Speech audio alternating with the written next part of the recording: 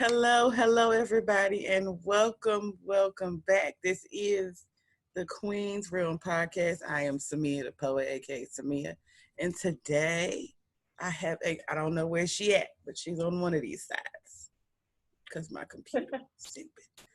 I have the wonderful, beautiful, melanated, hallelujah, with a puff of a goddess. I shut up. Jalasoul over here, who is also extremely talented, because all I know is talented melanated black queens. I'm just saying that's all I know. I don't know who y'all know, but that's all I know. In today's episode, you guys, it's called "The Struggle Is Real." We're talking about celibacy today, and baby, I know you think you struggle. Celibacy, the struggle is real. If I could preach anything, listen. The struggle is this real? Is this where you got to do this hand motion? Is that real? Is that it? Just if you can't do nothing, just do this with your hand. Okay. So we're going to start with the wonderful Jalasoul, and we're going to talk about why you became celibate, or why you felt like you needed to become celibate. Perfect. Well, first and foremost, thank you for having me on your show. I enjoy every single episode. Um, just real quick, just to, I have to. Every time when I watch your episode, it's it's much more deeper than just a regular conversation. If I have to be quite frank, and it's a lot of questions that need to be answered. Because I feel a lot of the times that us people, especially as Christians, we get so scared and wanting to know how to figure out and deviate through life with those topics that you present. So I gotta say thank you for the conversations, for the outpour, just being real and just good vibes. I So received. I pray that God continues to pour into double and triple Ooh. all your blessings that come near you. And I know that you're gonna do phenomenal, and it's just the beginning. Oh, Jesus, no, it's too early to shout. We just started. I can't. Cause I hit you with aye in a minute now. Listen, okay? Cause y'all know I've said it before. I love Jesus. I don't care if you do, but I do. I love Jesus. Do you? I'm just saying. Anyway, so a lot of my guests, we live because we love Jesus. Anyway, but the question is, why? Why celibacy? Why that? Celibacy, man. I don't like to use the word celibacy as far as like another trend per se. Mm-hmm. You really gotta be able to break it down and ask yourself, can you can you handle the responsibility of being celibate? Cause no, for real, cause it's for yourself. Think about it. We have all these preventative activities in play, or how would I put it, like workshops for people to be informed about staying abstinent, or ways to I guess deal with the repercussions that come with it from not being celibate and just doing everything reckless, right? Because sometimes when you either jump into a relationship or it's a one and done type situation, we're not responsible when we're not celibate. So for me, um, I don't want to say I lost my virginity at a very young age. I mean, around like maybe what, 22, 23? You was old like me, yeah. Yeah, you know what I mean? And then it's crazy to say that, but older, because usually they just be out here. Yeah, some people be using it, like losing it very, very young. But I wanted to, I told myself, even if I was gonna go in that direction, which I did, the past is already done. But even if I was going that direction, I wanted to make sure that it was at least with the right person, you Mm-hmm. know, because it's like a transaction. Once you guys get together, that's it. You know what I mean? It's a give and a take. You're giving a piece of you away to somebody, and they're taking a piece of what you're offering to them. Mm-hmm. Which brings me to the next question of, well, what would you have left to offer to the person that God has ordained you to be one with, Right. right? Mm-hmm. And that's what brought me to it, because it's like, okay, well, the experience was cool and whatever. It was a heartbreak, but at the end of the day, it's like I want to make sure that I have something left to Mm-hmm. offer to give to the person that God has assigned for me, because it's not fair for me to rob my husband to be of the things that I did with somebody else who was only temporary, Ooh. because I'm looking for lifetime achievements, lifetime relationships. Yes. I'm writing You down know, notes. Don't mind me. no, it's okay. Gotta write down notes. It's okay. I think that's very important. What do you see in yourself? How much do you value yourself? Are you gonna give everybody a piece of you, and you don't even have dignity left to your name, honestly, Mm-hmm. when you think about it? Because it's like driving a car. Your value depreciates every time you leave the As lot soon of as you someone pull else. off the lot. Yeah. So Mm-hmm. now when you wanna trade it in, or when you wanna give well, not give your life to Christ. When you want to turn your life around with Christ, Mm-hmm. God's not going to look at you any type of way, but you have to be able to forgive yourself as well for the things that you've done. Mm-hmm. So when you're ready to make that next step of being celibate and really diving deep and really falling in love with yourself, Mm-hmm. right? Mm-hmm. You will reach to the point where being celibate is not a chore or is something to be frowned upon. If anything, it's something encouraging and uplifting, because not Mm-hmm. a lot of people can say that they were celibate. Chat. I was barely saying that what I was doing. That's Yeah, because it's I can't just hop on anything that has something between its legs. oops. She is not Jessica Rabbit. Okay.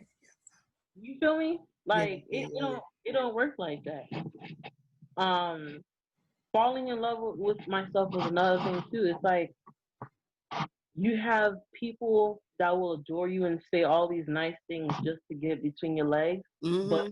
it's not genuine, you know? And that comes with it, with being a transactional sexual Mm-hmm. intercourse. Right. You have to think about those things. People are gonna be like, "Oh, you look so fine," or "I love how your body is shaped." It's all exterior, but Mm-hmm. what's internal? What is something that they're gravitating towards? Mm-hmm. You know, and even with that too, a sexual intercourse is just another form of a conversation. Ooh, It's just spiritual. it's a communication. Y'all didn't Yeah, see that. We said that in episode 1. It is a communication. Mm-hmm. yeah. It's another conversation. Mm-hmm. There may be less talking, which is perfectly fine, but Sometimes it the is a lot of talking, but you know. yeah, the emotion, the passion, like Mm-hmm. from the kiss, the way the person holds you, all those things Mm-hmm. are accounted for. It's their outward expression of their love to you. Mm-hmm.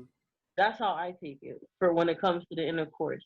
So when I sit with the next girl, when I sit with the next guy and I ask them, how do you feel about celibacy? You can't look at me sideways, because it's an honest question. Can Mm-hmm. you really sit back and ask yourself, do I really care about this person, or do I care about satisfying my needs Ooh. and moving on to the next? Mm-hmm. Mm-hmm. Because I'm not, for me and anyone else, no one should be anybody's quick fix. It Ooh. don't work. Mm-hmm. No one should be anybody's quick fix. Mm-hmm. Because at the end of the day, that's someone's daughter, that's someone's sister, that's someone's friend, that's someone's mother that you're doing that to, which is being disrespectful. And it's the same thing on the other side of the coin with the father. Mm-hmm. You know. Child, I got some things over here. So let me just back it up real quick because I feel like I'm You about to was go. preaching, and I was letting you. So, I'm sorry. Go ahead. don't be sorry, because when I goes, I goes. So, So I mean that's all I see because it hurts me so bad. You watching beautiful, young, bright, just genuine souls, women and men. mm-hmm, You know, and a lot of time too, in the moment, in the event of you not being celibate, I really feel like it's a void that's just trying to be filled. mm-hmm, Like, I'm gonna keep it real with you. mm-hmm, When I did, when it did lead up to that point of me losing my card, um, I was in a very dark place. mm-hmm, Like, I'm still working out, working through it, but like my father and I, we don't have a perfect relationship. mm-hmm, You know what I mean? And what I lacked in that relationship, I expected it in someone else to fill it for me, mm-hmm, mm-hmm, which is like feeling loved enough or feeling like I was enough for somebody to be like, you know what, I want this to be permanent, mm-hmm, you know? mm-hmm, And I really feel like if you don't take that time to really be to yourself, not to say that you can't date, you can't talk to anybody, mm-hmm, but as far as like physically speaking, once you mastered being by yourself, you can master sharing yourself with someone else, not others, but with someone else. ooh, now she said not others, someone else. Yeah, those keywords are very, very important. It's it's a very crazy roller coaster if you don't realize, reassess, Mm, and rehabilitate the problem spots in your life. So if you know that you have a void that has been missing and you're filling it with someone else, whether if you have daddy issues, whether if you've been molested, whether if you have any type of low self esteem, just to hear someone in your ear saying that you look this way or you feel this right, way, these right. are these are false affirmations that you're trying to catch, and you're just trying to pick a la carte which one fits me. Girl. And in that same process too is when they're telling you all these things, people don't realize. And I think I caught myself in this situation too from before, is that when people are screaming these affirmations to you, false affirmations, it's like you become a chameleon and you try to fit their idea of what you're supposed to be. Mm-hmm. And it's like, do you like ask yourself, like, do you even know who you are? Girl, let me got listen. I can't write this fast. This it's my show, but she's speaking a word. Let me just trying to. I'm done. We might No, have to don't part stop. two. Don't stop. We Don't might do have that. to part two though. But I'm really serious. When people are giving you these empty words, because I feel even in the Bible, the word has power of death and life. Mm-hmm. When people speak those words onto you, is it filling you up where you have an overflow of oil, or is it taking from you, Mm-hmm. leaving you empty? Because like I said before, if you're gonna jump into any type of relationship, especially jump into being physical, Mm-hmm. you have to have enough to pour into the other person. Because the if you have that void that hasn't been filled and you stay empty, you're the one that's killing yourself inside. Yes. They're not gonna be bothered with you because they already had that understanding. It's just what it is. It's Mm-hmm. nothing more. Mm-hmm. But being as women, because we don't think on a rational level, it's all based upon emotion. So think about it. A person like myself losing their card, it was really emotional for me because that was the first. Mm-hmm. And they usually say too, the amount of time that you've been with the person is just about the same time that it takes for you to like officially let go. Oh, Ooh, Lord, I'm So so glad. Don't thank the Lord for deliverance.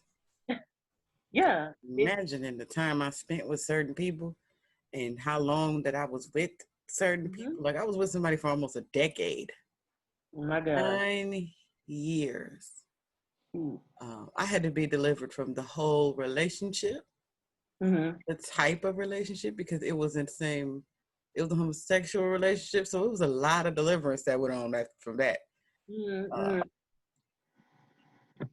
but I wanted to jump in here real quick and say, so saying all of that, if you don't mind sharing, how Mhm. long have you been celibate? I have been celibate for 3.5 years. Come on, 3.5 years. 3.5 years or four, because I think it was like in the middle of the summer. So I would have been. But I'm gonna say 3.5 years to be on the safe side. Mhm, mhm. So she told y'all why she became celibate. So let me switch. Because we two sides to a different coin over here. But y'all find out in a minute. Just listen. Just hold tight. Listen. Listen and listen. So I have been celibate since June 25th, 2017. Okay. And a little shy of the 3 year mark, I made the decision. I'm just telling y'all all my business, but the Lord said to just be myself. So just, you, Jesus, a little shy of the 3 year mark, I Mhm. decided to end my celibacy. So let me first tell y'all why I became celibate. I said a little bit of that in the first episode, Smashing versus Making Love, but every relationship I had been in, like Jalasoul was explaining a minute ago, was I was trying to feel something in me because I was Mhm. already broken. I felt like my identity had been being attacked for a long time. Mhm. Uh, Also spoke about that in episode 2, the aftermath of losing yourself. Check that out as well. And it's easy to get lost in things in a person when you don't know who you are already. So I'm searching for who I am outside of me in these relationships, in these connections. And because I had a tainted view of sex from, I don't like to use the word victim, from being assaulted Mhm. for a long period of time. I had a view of that. So I already had a skewed view of sex to begin with. And then I was in a homosexual relationship after that. That's not a lifestyle I prescribe to or live anymore. If you still do, that ain't none of my business. I have people in my life who are gay. I love them anyway because you just love me. And it's a lot of things. A lot of things. God could have been like, you know what? I'm through with you, but Yeah. he ain't never had that for me. Um, but I basically became celibate because I based everything off of how I felt around that activity. So I realized I'm doing things in a relationship to make sure that we have sex. Because if you have sex with me, if you touch me, if you want to touch me or be around me, then that means that solidifies the love. Mhm. But if it wasn't love, it's that lusty luck I was talking about. Yeah. And because I had this weird view of this obscure view of sex, this perverted version of myself, who I thought I was. Um, that's another thing about why you got to be whole and healed. Because I thought of myself in such a way that my worth was only determined by who wants to have sex with me. So if you want to have sex with me, then you must love me. But that's how I felt about myself. Um, so moving to now, I'm in a whole new arena with myself, and I realize this every day, or every time I talk with God, or every time I do one of these episodes, Mhm. that being loved correctly by another human being is different once you've been in so many toxic relationships. Mhm. And the person that I'm dealing with now, they knew I was celibate. Mm-hmm. They didn't have a problem with it. I was never pressured because this is another thing I gotta let people know.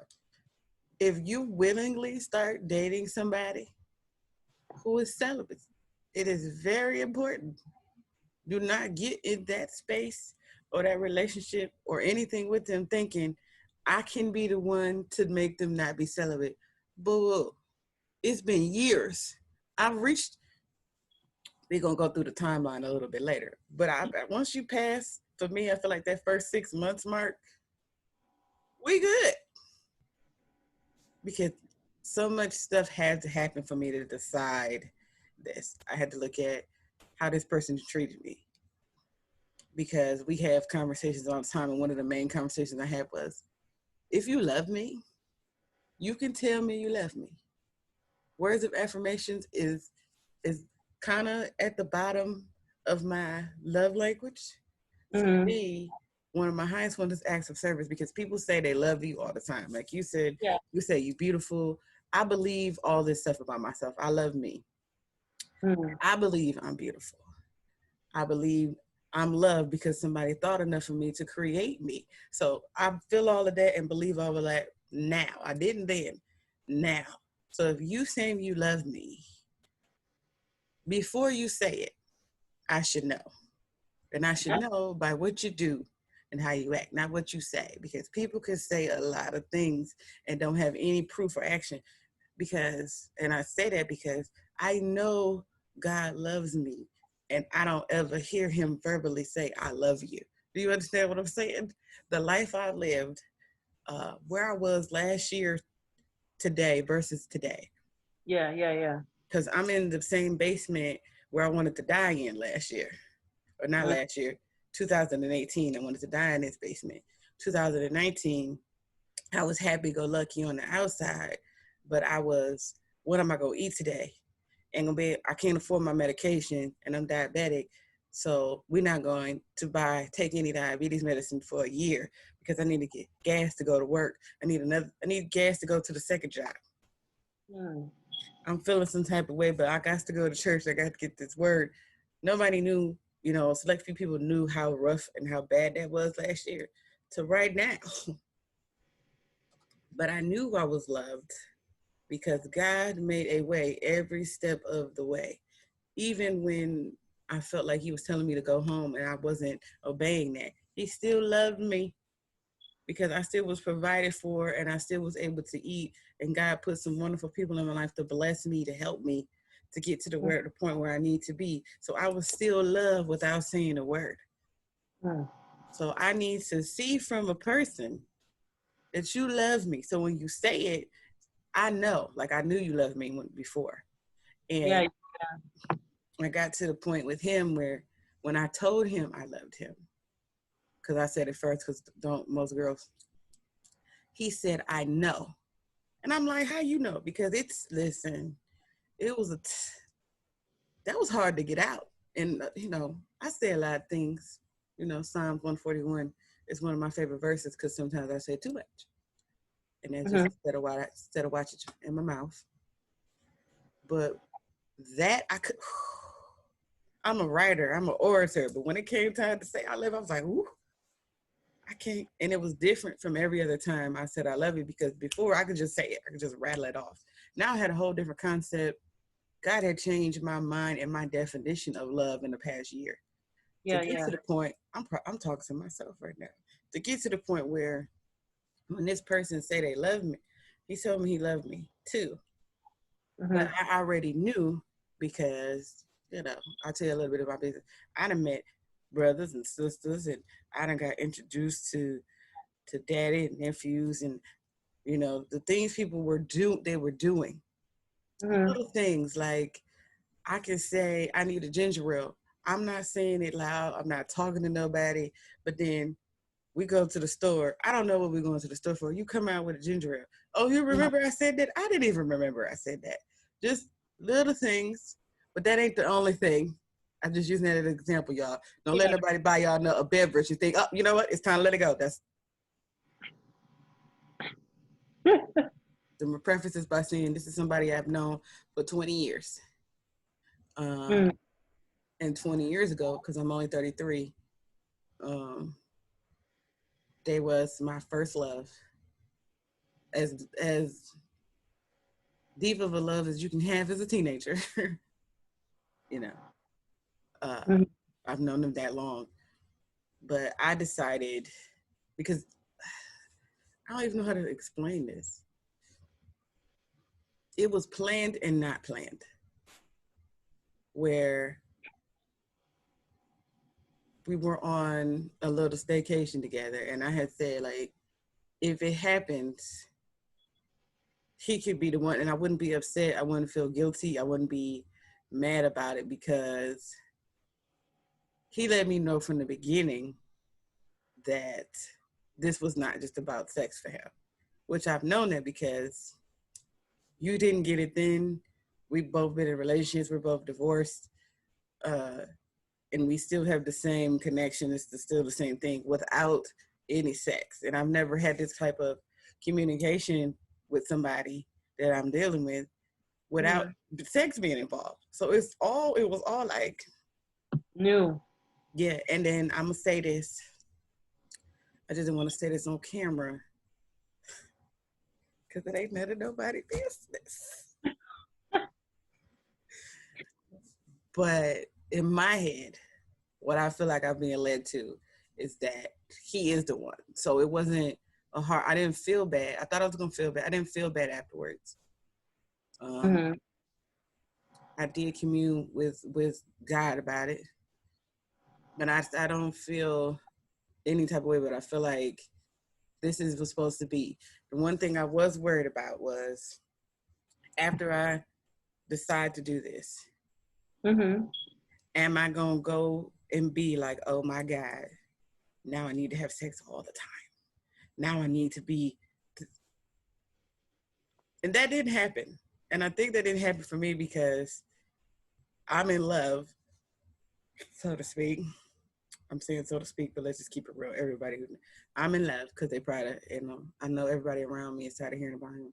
He loves me, I love him, but I'm Mhm. not making any major decisions based off the fact that we decided to take the relationship there. Because even him more so, it was me more so than him. I'm gonna keep it all the way 100 with y'all because it was a lot of, are you sure? From him, are you sure? Because you've been working so hard. I don't, and I'm just like, I've never even experienced it because most people can fake like, you know, okay, are you sure? And it was continual questioning, like, are you listen? Because if we do this, you can't go back. And I'm like, Jesus, are you trying to stop me from getting my But it happened, and without going in, I'm trying to get the words together so that I don't go Take your too time. too into detail. But it is different than any other experience I've had because the physical part of it is lost to me, if that makes sense. Like, I enjoyed myself, but Mhm. that's not the parts of it that the physical part of it is not what's staying in my memory. I remember it, Mhm. but it's not. That's not the part that has me the most affected. That's not the part that, if I think back on it, what I'm thinking about or the memory I have. Like, how do I explain this? Like, I don't think back on it and get turned on. Let me just keep it all real. That Mhm. can happen sometimes. I'm gonna keep that honest. But most of the time when I think about it, that's not what I'm thinking about. I think about, can't say that. That's too much.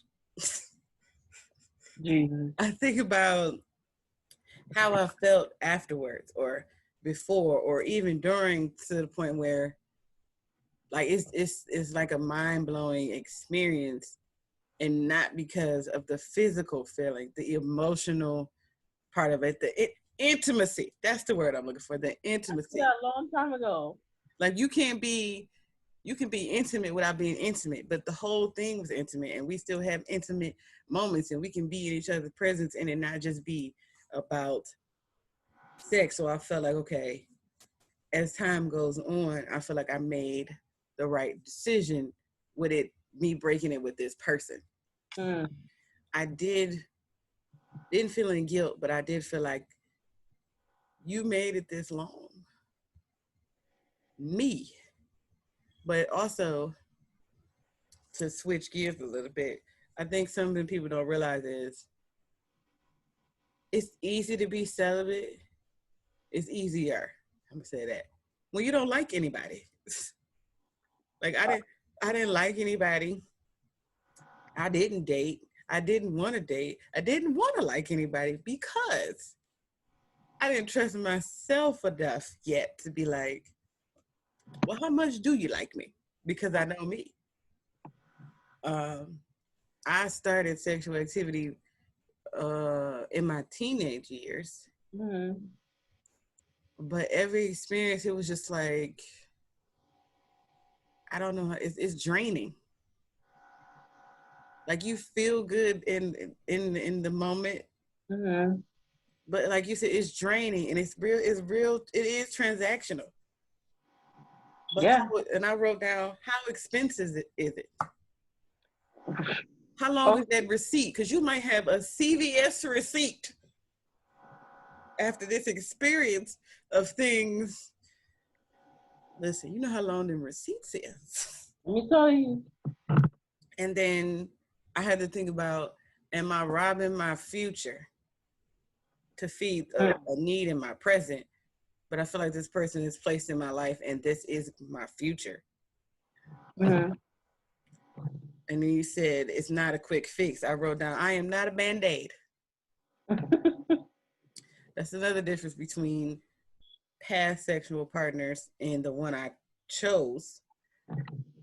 I didn't feel like I chose them people. I feel like we happened. And there's a difference between choosing somebody and happen. I'm in a situation, this person comes along and we just so happen to start talking. We're running all the red lights. I don't say red flags no more. We're running all the red lights. Because we just, oh, okay, somebody over here, they like me. They think I'm beautiful. Some of these people didn't even think I was beautiful. So let's just throw that out there too. That's how you know it's transactional. I'm a need filler for you. Because you don't even like what I look like, but yet I'm still meeting a need for you, sort of. So that's another reason why I had decided to become celibate, because sex had become such a big deal, such a big part of the relationship. Now I'm gonna keep it 1,000. Sex is important to me in a relationship, but I don't feel like I've ever been in a real relationship. I've been with people and people have been with me. But I don't ever feel like until now that there's a real relationship. Because you were talking about the oil. What I say is, I'm not pouring out of my cup into nobody's cup. My cup is full. Your cup should be full. But God is such a good God that there is an overflow. There's an overflow, and I believe my cup is cool and quenched water. So it's condensation on the outside of my cup. My drop from the outside of my cup and the condensation should bless you that much, because God is that good, not because I'm that good. The condensation on my cup. And I got a poem called The Cup. It's like, I can't, and then I got another poem called Me Before We, because me have to be full. My cup have to be full. Because if I'm pouring into you, that means you have space to be poured into. Yeah. But we just pouring back the same water. But after a while on the transfer, I don't think people realize how science works. On the transfer, it's less and less water each time we pour back and forth. Because something gets spilled somewhere, and it probably ain't on something good, but you need to be full and whole yourself. I need to be full and whole myself. Do you remember, because we go to the same church, y'all. Live, Orlando. The wonderful. Praise God. Trivet and Shantae Trivet. Anyway, did you go to the anniversary pastor and pastor's day anniversary thing? I think that was 2019, 18, when Devon Franklin and Tamela Mann and all of them were there. And No. Devon Franklin said, first of all, I read The Weight. I got that in my phone. And I'll reread it. That is a good book for anybody that is just starting celibacy, because some of the regular things. Anyway. But one of the things he said that stuck with me was he wants women and men in particular to stop saying, I'm looking for my better half. That is true. Because you're a whole person, you're a whole. And me and Manu talked about this in the Aftermath of Louis and Stuff episode. In the Bible, it says the two became one. Yeah. Half of two is one. He didn't Yep. say these two halves became one. He said two. So that's two wholes became one. So you can't even become one with somebody unless you're already one or whole yourself. Yeah. So I don't think if you're not whole, if you don't feel like you're whole, that you need to have sex. I'm just saying. If you don't believe in celibacy or being abstinent or whatever, cool. But if you're not whole, I don't think you should have sex, because if you're not whole, then you're going to keep using sex to try to fill yourself.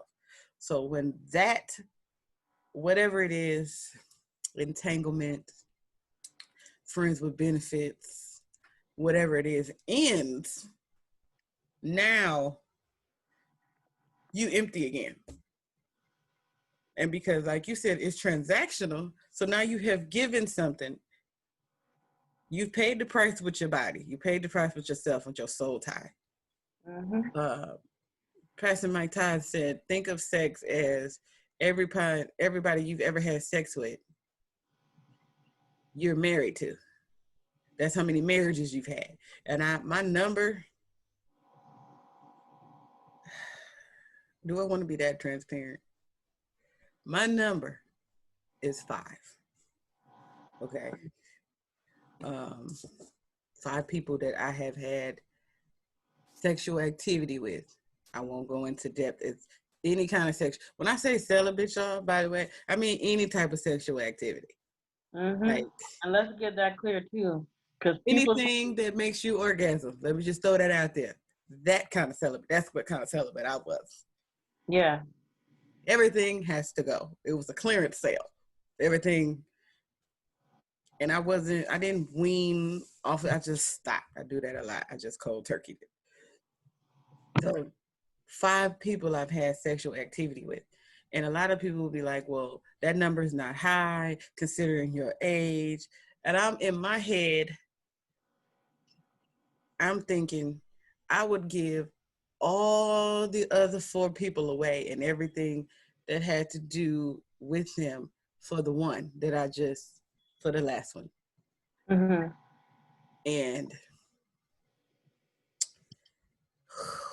child, the things I'm going to say, that's no shade, no tea to nobody. I'm just saying. But to me, what I experienced with this one person was worth waiting 20 years for, and I could have kept waiting. I just didn't. And the other people, all the experiences with the other people, it don't touch this, is not compared to this. And I'm thinking how much more I could have gained or learned or experienced or had in that experience had it not been the other 4 people at all. So think about that, y'all. Like, that's another reason to be celibate. You meet the one, like she was saying, you meet the one, and then y'all become one. And it's great and it's wonderful and special, but it's a part of me that still feel like this would have been like, you know what I'm saying, if there wasn't nobody, period.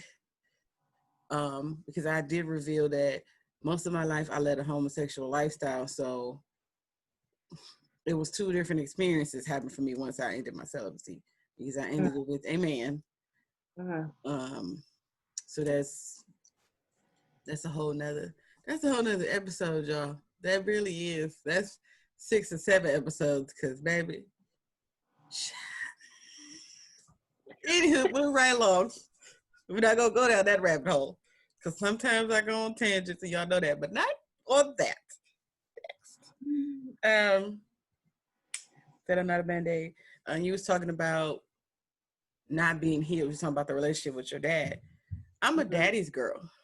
You know, I grew up with both my parents in the household, but just because you grow up with both parents does not mean your life is gumdrops and butterflies. Because, baby, woo, you know, some you see the need or you see the reason why people should get divorced. Because Mm. I was. We have to be like the only kids I know who be like, who thank God our parents is divorced because that wasn't good. So they both happy, healthy, and thriving now with their other spouses. Because baby, it was a thing. Um, and then another thing you said is not for others, but for someone else. Like this, what you have is not for others. It's for that It's other one. It's others, and I don't regret the others, but I do feel like life could have been different if it was just. But I'm glad it ain't different because it is what it is right now. Right now. And I made it to this point. I have been so blessed. And I'm trying not to get emotional just thinking about what I'm saying. So that's why my eyes is closed. So don't mind me. no, it's In okay. the middle of a pandemic, and I think the year started in such a way for my family. We dealt with loss back to back to back. And it started on New Year's Eve. So that's how we came into the new year. We came into the new year with a funeral, with losing our matriarch. Uh, you know, because we had 6 generations alive. I have a very close family, and my great grandmother passed. Right before that, my cousin passed, and she was young. Then it was just back to back to back, and then I felt like it was a spiritual attack on my family. So it was just a lot, back to back to back. And then by the time Corona came, I have already fortified in the spirit and in prayer because I have been praying and fasting and crying since December 31st. So I prayed my way into the first. Mm. Had to. Uh, and listen, I had to wake up from at midnight because I was sad and crying all night the night before. So by the time Corona came, I was like, you know what? Okay, God, what you want? What you want me to sit down for? Because He wants the whole world to sit down. So what are Yeah. you trying to get me to do and to say? So there's a lot of transitions and things happening in this year. Um, one of the other things I want to talk to you about is getting to know somebody and maybe Man. even liking them, but then you got to drop the C word on them. You got to tell them you're celibate. And I can tell you right now, it's been a many a times where I've been ghosted, which is another episode for you guys. Simply because you said I'm celibate. And now It's the like that. I mean, hope none of them people are, well, you know what? They can watch it. Give me the views.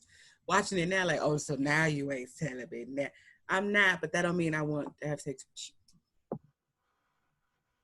you. it's a choice and a privilege. It's only one. It's only one. And that's it. That's the one. It's not gonna be y'all. I gotta get a disclaimer. Hold on. It's not gonna be y'all. It's never gonna be y'all. I love the Lord. He love, like it's not gonna be. It's not. It's not because I can go back to being celibate tomorrow in what I'm in right now. Excuse me. So because that's one thing that happens when it's this long for me because I know me when it's this long and where I'm at right now with it. I feel like I could go back to being celibate tomorrow. And may I say something too, real quick? Mm-hmm. Part of being celibacy, and people don't catch the fine print. Mm-hmm. If I might add, when you're doing this with God, Mm-hmm. it's an act of discipline, Yes. and people don't catch that. Being celibate, it's not to put a barricade between you and the person that you're talking to. It's to Mm-mm. actually to protect yourself, one, and to Yes. protect the person that you may be like, a full blown out relationship with. Mm-hmm. Being celibate, you're disciplining your mind, your Mm-hmm. spirit, and your flesh. Yes. Because before anything, when you meet a person, your spirit is there, but it's not present. Your Woo. flesh is there first, Yeah. and your flesh is what's feasting on what they see, what they feel. Right. Those are also your senses.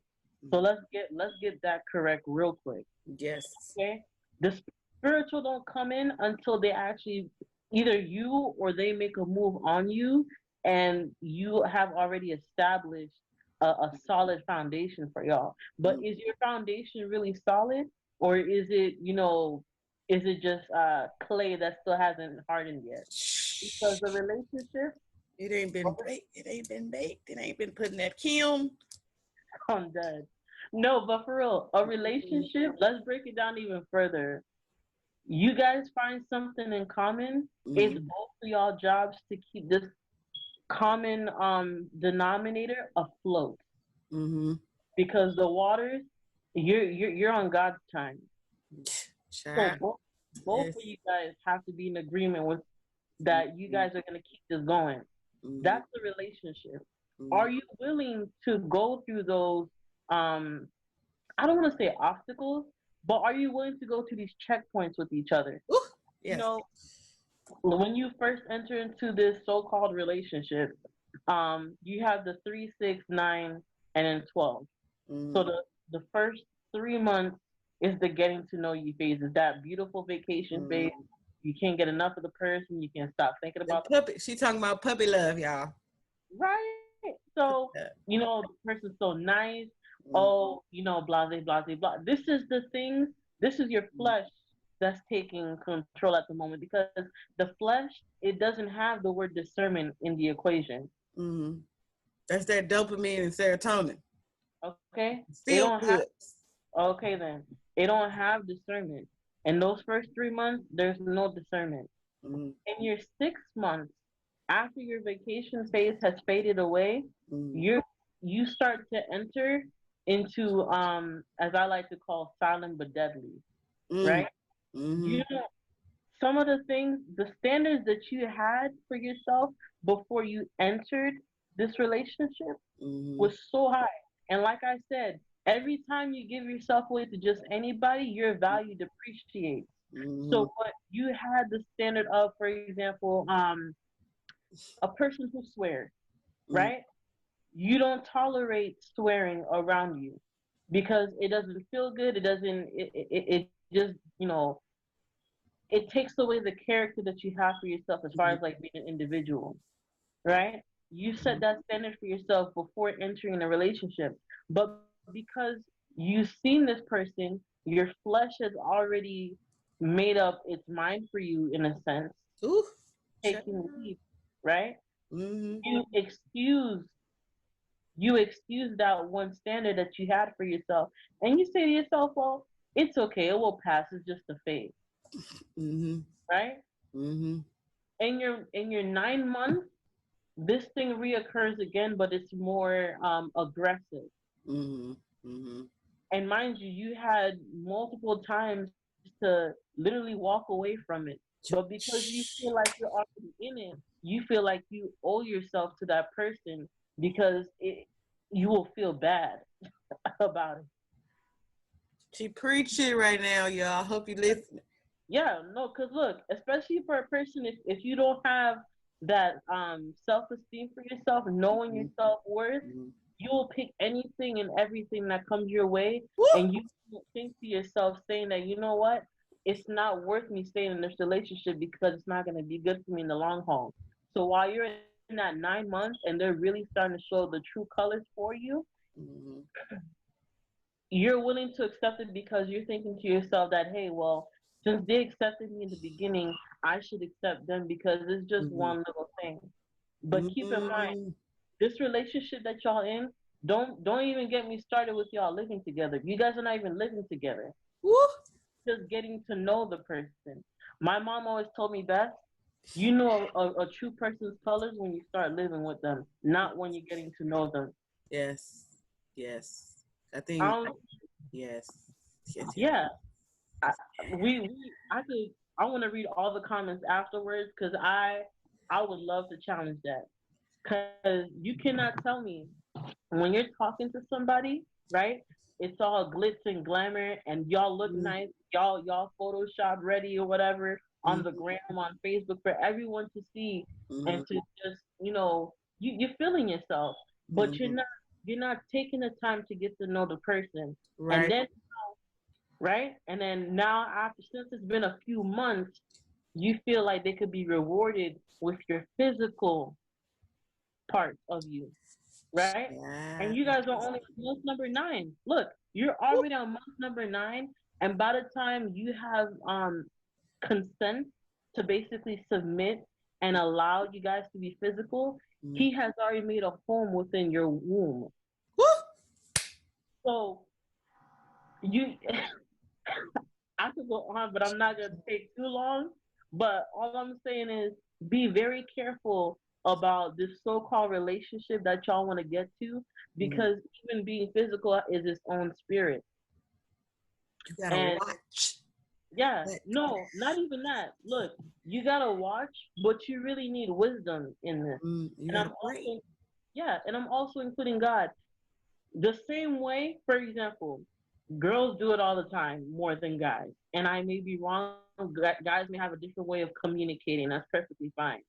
When Mm-hmm. a girl is talking to a guy that she really digs, she gonna check all her girls and be like, "Yo, so what y'all think?" Her close friends, Mm-hmm. not for everybody. You feel me?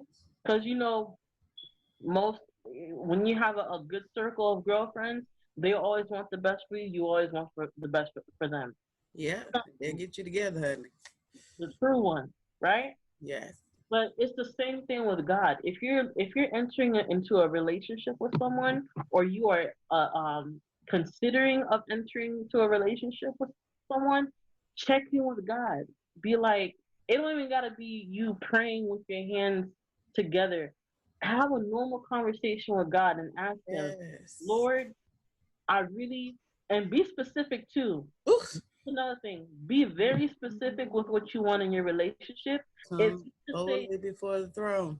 yeah, it's not to say that you have to have a perfect relationship.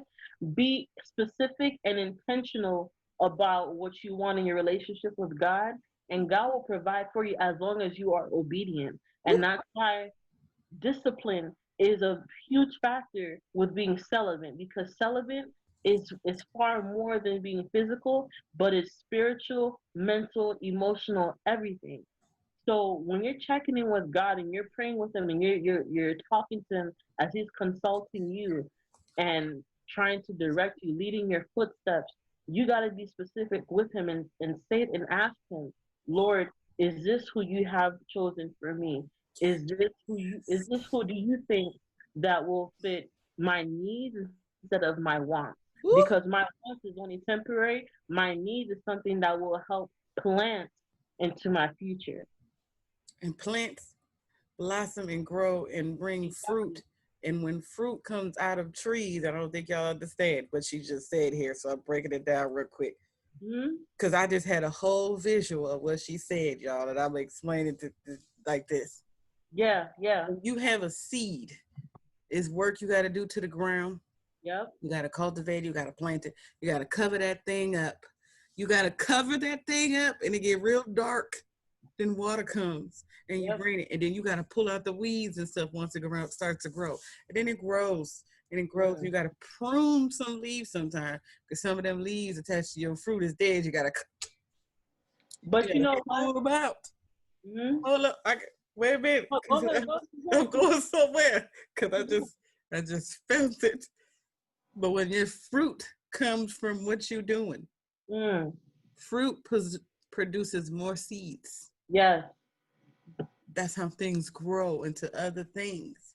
So you yeah. got to be real careful what you planting Hmm. with folks Because if you in a I don't even like to call them situationships. If you in the lusty lux, that's what I call them. You in a lusty lux with somebody, and all y'all planting is just the sex part of it, or all y'all planting is we look good together. So let's your validation for your relationship is coming outside of the relationship, what don't even make sense because for what? That's all. That's the only seed you're gonna have. Yeah. Unless you ain't took it to God or nothing. So your plant a little droopy.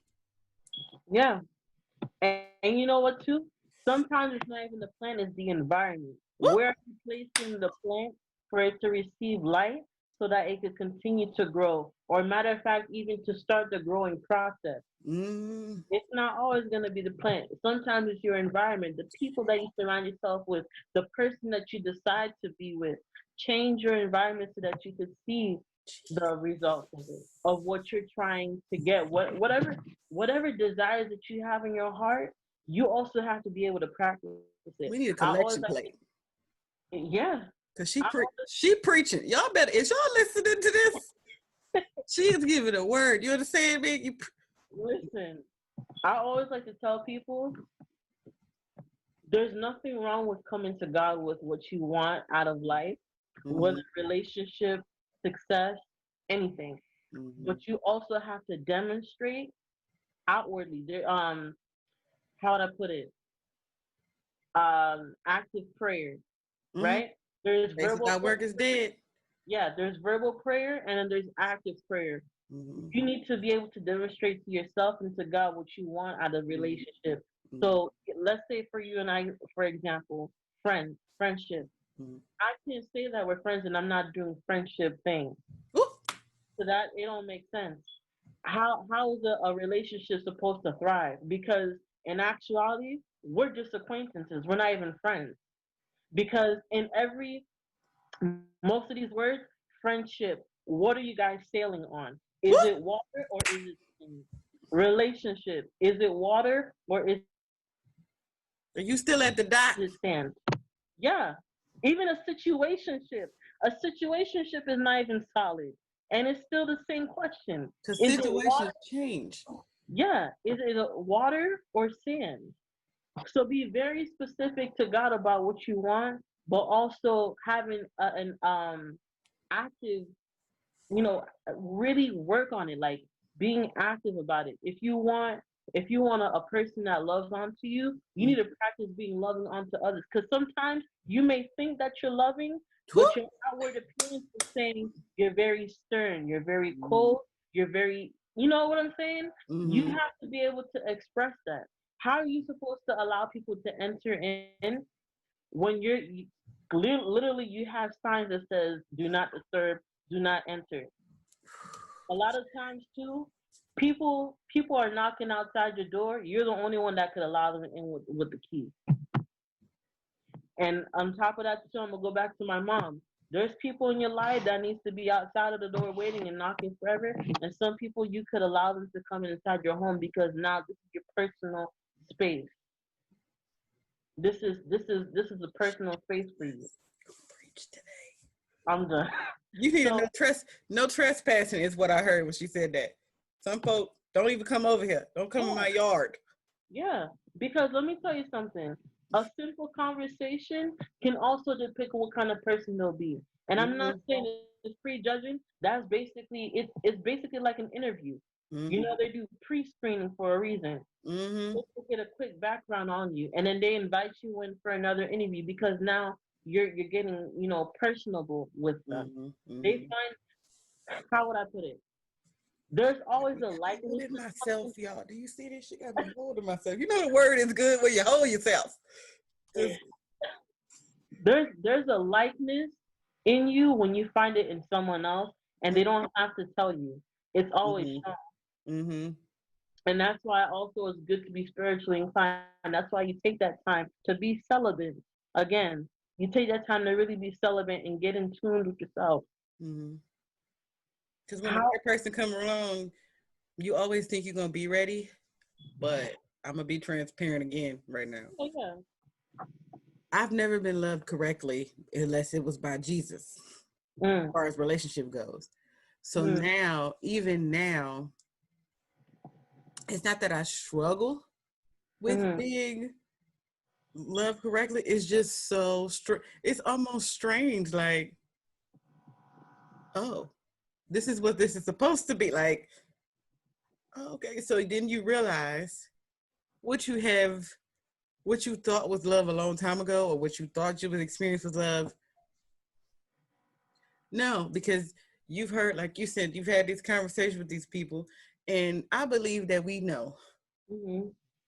in the first few minutes of talking to somebody, like you get a good idea, like you said, of them. But I wrote down so much stuff while you was talking.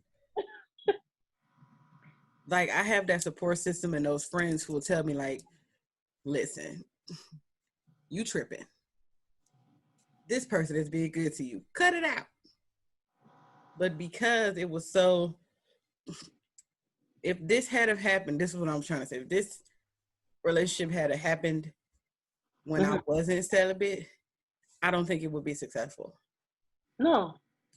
Just because that would have been physical would have been the only thing leading me. And the person that I'm dealing with in my mind is attractive.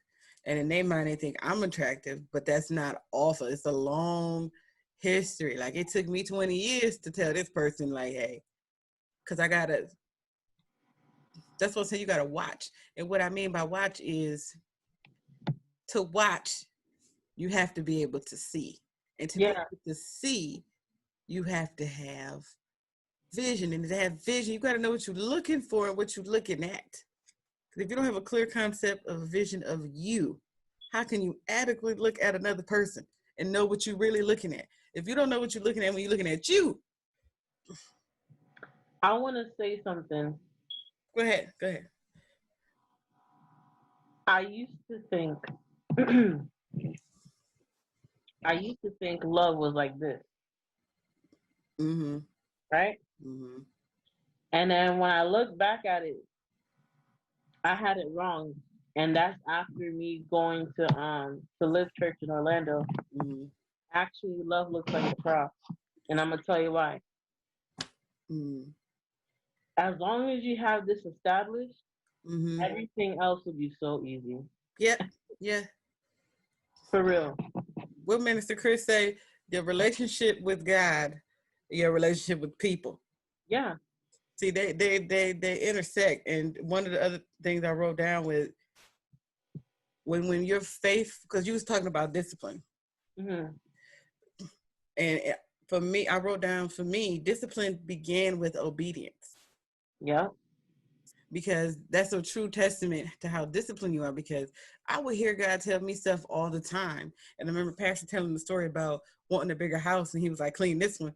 That ain't God, because it's something I didn't want to do. I Hmm. didn't see. Forgive me, God. I thank you for deliverance, because I didn't see the point in doing something God told me to do. I didn't see the point of it. It didn't make sense to me in my thoughts, but we all know his thoughts are higher than our thoughts. We can't Hmm. even fathom his thoughts. But in my mind, in my fleshly package, I'm thinking, this don't benefit me because it's not what I want. But I'm steady praying for God for what I need, but I'm not getting what I need because I'm not disciplined enough to be obedient. I'm not obedient. Discipline starts with obedience and wisdom. So I got Yeah. to the point where I was just like, God, I was saying this in other video, that I was so desperate to feel anything. Mm. And then it got to the point where all I felt was pain. So I had to go from, God, I just want to feel something, to I don't want it to hurt anymore. I had to be specific. And he like, what hurt? So then I had to start this whole 3-year process of healing, which celibacy was part of my healing. But I Mm. had to be obedient first, because I didn't want to come home, because, I used to live in Florida. She lives in Florida right now. That's where our church is. And he kept telling me, you need to go home. And I'm like, for what? They don't Hmm. even have clean water in my hometown. I'm in Flint, Michigan, by the way. Flint Lives Matter. We still don't have clean water. Anyway, I'm blessed enough that I don't have Flint water. Amen. But I didn't see the point. Like, what's here? What's for me to do here? What's this? And the guy was like, why are you trying to make it seem like I'm not me? Yeah, yeah, yeah. Like he can't bless you in the middle of the storm. Like he didn't pull Jonah out of a well. Like he didn't have them boys in the fiery furnace. What is flint to God? So where it is where I'm just go where I'm sending you. Mm. So ever since I've done that during the pandemic, my town has a bad reputation and all that stuff right now. Just that process and being obedient. Mm-hmm. Blessings, blessings, blessings. I only got two hands. It's blessings falling over here. It's blessings going down my back. It's blessings in my like just blessings on blessings on blessings. Well, I feel blessed. I'm just saying. But that started with the discipline to be obedient because it may not make sense to you what he's telling you to do. Another thing our mutual friend Didi always telling me is he don't call the qualified. He qualifies the call. Because I was thinking, how I'm gonna do this, even doing these episodes, how I'm gonna talk about this, how I'm gonna say that. Well, Mm-hmm. the day he gonna be working on me until the day he returns. Mm-hmm. Hey, I'm just gonna be myself though, because if y'all like it, I know somebody who like it. It's the one who made it. Anyway, I might know additional few people who like it, but I'm just saying I know somebody who like it, the one who made it. Anyway, um, and I then was, something else you said. Oh, go mm, ahead, because I got all the notes from you talking. I'm sorry. I'm sorry. I feel like I'm in church. I wanted to mention too. This is like in the early part of the conversation. Oh, that's fine. It's It, my show. Let's talk about what I want to talk about. when you said that you love the person and you struggled saying it, I had that same problem too. But I what I struggle now because before I felt like it was too easy, and because mm-hmm, now I feel like it's really real, like mm-hmm, really real. But whoo, this is for real. Like I asked for this and God gave it, so now I'm just like yeah. whoo, woo. But this is where I want to step in real quick. Mm. Um, it- just try to follow me on it. I'm gonna do my very best to consolidate it. It's fine.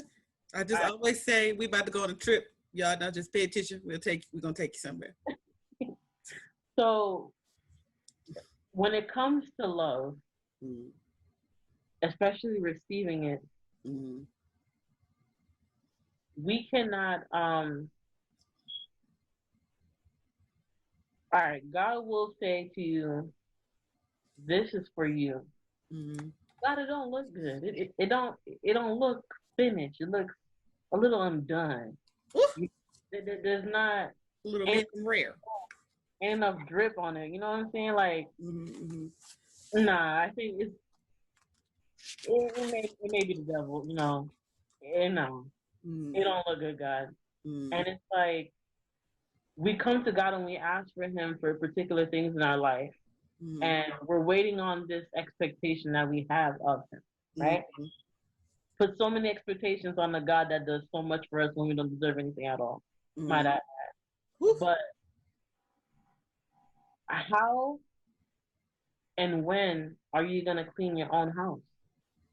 And I say that to say as simple I as just this: threw my pen down. you want look, you desire something, but you're not making room for what you need in your life. So how do you expect to expand and to actually really taste the fruit of any type of labor that you have, Mm. right? Love, Mm. love is a verb, and love is also a command. So if if you're struggling to clean the space that you have now, let's use my room for example. Mm. If your room is not up to par, if there's no order in it, Mm. but you want God to bless you with a house, how does He trust you to maintain something that's bigger than you? Got to be faithful with little first. Yeah, it's the same thing with love. Your experiences in life, Mm. there's no such thing as like a bad experience or an accident. You were Lesson. yeah, your steps were ordered in that direction because there were some things that you needed to learn because Mhm. apparently your father, God, after him, you know, talking to you, and it's not when there's noise, when there's just pure silence, and you're still ignoring the signs from him. Woo! Even talking to you, it was hard. So not to say that he was punishing you, but he was allowing you to go through these things. And it's not to say that you were alone because he always held your hand. And it's also like the footprints, in the sand. It started with four and then it ended up with two because he carried you through everything. So Jesus. every experience that you went through with every person, it was not an accident. Okay? It was intentional because there are some things that you had to learn from it. Because when God Jesus. does present you with the real thing, everything that you've acquired before Woo! are review lessons, right? Woo! One of the examples that Pastor Ty would talk about is that you would have the same problem in a different body, Woo! but Yes, God. you have to decide whether if that is something that's good for your moral or if it's bad for your moral compass. Yes. Discernment and wisdom. Have you learned all the different examples that I've shown you time after time again? Mhm. Now you see. Okay? So Woo! if you can't make room in the little that I give you now, how Mhm. can I trust you to make room or to live in the room that I have for you for the Mhm. future? Jesus. Because in the living room, dead things don't exist there. Because it's living. You hear the root word of living room is live. Okay? A, Live. a living room ain't nothing dead over there. Hmm. Now, did you hear what are y'all, be still. Because Are y'all getting what she said? Do y'all understand? Do you understand? the I'm about to shout. I listen, need a prayer shawl. Something. listen. I'm telling you, some people are still stuck in their personal rooms, and you want the living room. You can't even get there yet. It's the same thing with the house. You want a house, but can you turn it into a home? Because there's houses everywhere you go. It's just real estate. It's just buildings. They just sitting there catching dust. Mm-mm. You turn that into a home. Can Woo. place that you come into and that the place that you leave, Mhm. can you be at peace with yourself? It's the same thing with love. Can you Jesus. enter can you can you enter into love? How do you fall in love? That's the crazy thing. Because I keep didn't falling in love. fall. Oh, Jesus. I didn't fall. I'm about to shout. But keep falling I for didn't it. fall this time. She preaching to me. I don't, y'all just getting the run off, but she talking to me right now. You understand me? The Lord is using her. But I did not fall this time. This was a slow progression. I said yeah, 20 years. how can you fall in love? Woo. You ain't tripped. If anything, it's just like a natural transition. Yeah. So, like I said before, are you ready to make room? Are you ready to share yourself with someone else that God has prepared for you? Because Jesus. if not, you need to go back to being to yourself, being celibate, Mm-hmm. finding yourself again and listening and finding God all over again. Because somewhere along the way Jesus. of you being led to the person that you're supposed to be with, you Mm-hmm. kind of fell off a bit, but God's got you. But I need you to come back to root. Mm-hmm. Because when you with the Lord, I don't know if you, I don't want to age you. Uh, But do you remember the toy, the Weeble Wobble? The Weeble Wobble, but they don't fall down when you with. That's your life as a Christian. The Weebles wobble. yeah, They don't fall down. We get close to the floor. You yeah, can touch the floor sometimes with the Weeble Wobble, but they yeah. don't. They don't fall down. And one thing No. I wrote down that you said when you was talking about be intentional about what you asking God for. Mm, It came to me to write down what you mm, ask for. It looks like what God wants to give you, not what you expect to receive. So what you asking for? Because everything I'm asking God for, or I got prophesied to in the parking lot one day after church by a man I never saw again. And, we worked in hospitality. When I tell you I never saw this man again, and I looked for him, and I looked for him, and I never again broke me down to the concrete, a stranger. So in my head, I had an idea of what was prophesied, even though it was prophesied to me. I had an idea of how that was going to go and what that was going to look like. Now, at this time, I had probably been celibate for a year. It had been a year. So it was okay. And then God changed my focus from what I should like and what I shouldn't be liking, but that was all part of the healing process. Again, there's more in depth on that in episode 2, The Aftermath of Hitting Yourself. You can go watch that now so you can understand what I'm saying right now. So in my head, I had these preconceived, when you hold on. Take your time. When you're not healed, how you look at things changes. Yeah. The way you pray when something is healed versus the way you pray when something is not healed is different. So what you think you want changes because your perception changes. How you look at things change.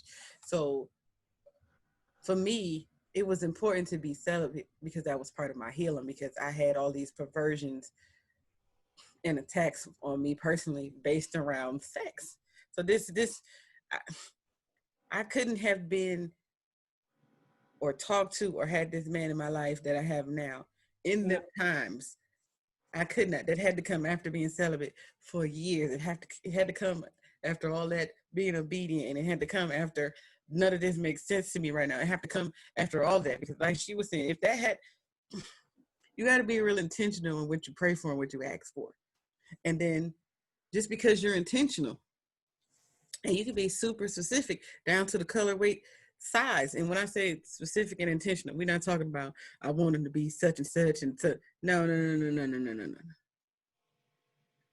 I mean, God, give me somebody that understands me, somebody that follows and listens to you. That kind of specific.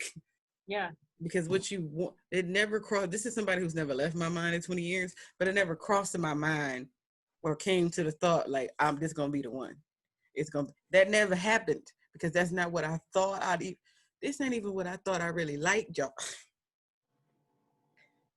You have to be in a place where you're ready to receive all that. This is piggybacking off what she said, because I wouldn't have been able to receive none of the blessings. Let's not even just talk about the man. Let's talk about, I've been working this whole pandemic. I was in a position when I first moved back here where I was offered a position. It's supposed to be a higher position, but it's $3 less an hour than what I get paid now. And had I had to stay there and not been obedient to God and do what I'm doing now, I wouldn't even be working, because they closed. The whole business closed. Had I not been obedient, I wouldn't be in a position where I've started my company. I got the LLC. I got my tax IAN number. I have business bank accounts. I have all this stuff. When last year I was sleeping in a room I was renting from a stranger. So the I'm trying to get to y'all to understand the weight of being obedient. And I think what helped me be more obedient is being celibate. Yeah. Because you take away, I'm gonna be honest, at first I took away a lot of stuff that I how do you say, associated with sex, because I didn't want to be tempted. And I'm a very cold turkey person. I don't like to wean off of nothing. I just stopped doing it, which is terrible. when you go from being a type of person who puts so much emphasis and importance on sex or whatever. But it wasn't until the last relationship I was in before now, where it was a lot of emphasis put on sex, because I was perfect. I was everything. I was this and that, but they weren't sexually attracted to me. Then I'm like, okay, so that negates everything else about me. But I knew that. I knew that's how that person felt before I entered into before I entered into the relationship. I knew that. I knew that within the first 4 or 5 days of conversation that thing right there was a very, very important thing to them. So I made it a very important thing to me. So my focus became, I gotta make sure that you want to have sex with me. Not I need to make sure you respect me. I need to make sure you love me. I need to make sure you got a sense of humor. You make me laugh. That's all secondary. But the focus is different now. So when you ask God for something, you gotta be Mm-hmm. prepared. And I want to say to be disappointed. What am I looking for? You have to be prepared for things to show up and come into your life, not how you pictured it. Yeah. Because how you think God should solve the problem is not how He gonna solve the problem. Because if that was the case, if you saw the solution, you could have fixed it on your own. You needed Him for this. And I don't think people understand it. Like what you pray for, when somebody at church, I don't remember who, we was having a conversation. I don't remember who it was. I remember later. But we were talking about when you pray for wisdom, you don't realize that you get put in situations where your wisdom is tested. If you pray for patience, because I'm like, why is everything irking me lately? I've been praying for patience. I've been praying for patience. So if anything, you're not gonna know how to deal, because God don't take away the storm. He just lets you be able to walk through it peacefully. You still gonna get wet. You still gonna get rained on, but the water is not stopping you. You understand what I'm saying? So when you praying, when you celibate and you praying for something and somebody to come along, it's not gonna look like what you think it look like. I'm telling you, I can guarantee it. But they're gonna have everything you need. Everything you need is gonna be in that person. But you have to be in a space to be able to receive that. Because if you're not open, if you don't have that relationship with yourself, you don't have that relationship with God, you're not open, you will never know. You never know. You'll be like, God, I've been praying for this. And he'll be like, I sent him 17 years ago. Where was you at? What were you doing? He waiting on you. And I'm going to tell you something. If it's for you, it will definitely be for you. I used to think that was a cliche. 20 years, people.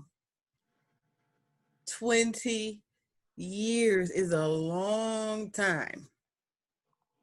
Because, shoot, I'm 30. That's more than half of my life.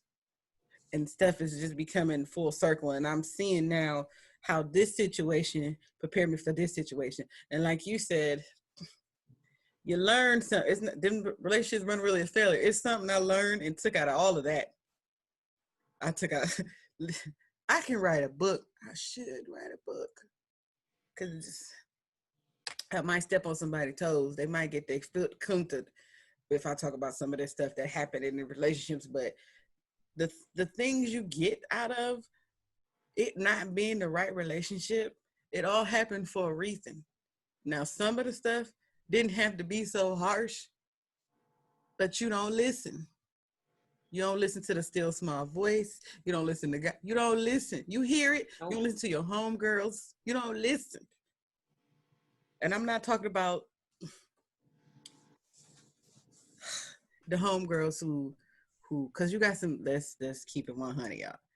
All of us got at least one or two girlfriends who they bitter, but they don't know they bitter. I admitted in an episode coming up that I was bitter and I didn't know I was bitter. I had a moment, a come to Jesus moment on something. Like, I am bitter because why do I care? And one sign I said, if you're bitter is if you was with somebody, because I'm coming back around, y'all. This gonna all make sense. Give me a second. If you was with somebody, you don't want them no more. They don't want you. But you don't want them happy to be with somebody else. You bitter. That's bitter. If you a hater, you call it what you bitter. You don't even want them. You wish they would come back your way. you And I'm block. being sarcastic. You don't even want them. You don't even like they sent their presence, no nothing. You just mad they happy. That's bitter. You bitter. You bitter. I mean, you can't be fully healed if you're bitter, but that's just an example. We all got that one or two girlfriends who You can't tell no good news to in relation to relationships because I would never so and so and da da da da da. You right, you would never because you're not me. This ain't your blessing. This is for me. This ain't for you. Now, you do have friends who, when you try to tell them something, I'm glad I ain't got none of them friends. Hallelujah. That hey, I got friends who check me all the time, and I gotta be like, you know what? This person is coming to me in love. I trust this person. I'm listening to them. But I'm talking about Bitter Betty right now.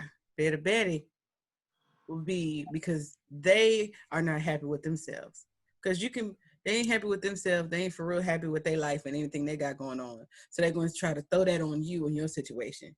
And it's usually people who know what what you've been through or know what you was going through in your struggles, and they see and they watch your progress and how you work and how you've come to who you are now, but they ain't did none of that work, so they want you to come back down to the level where they at.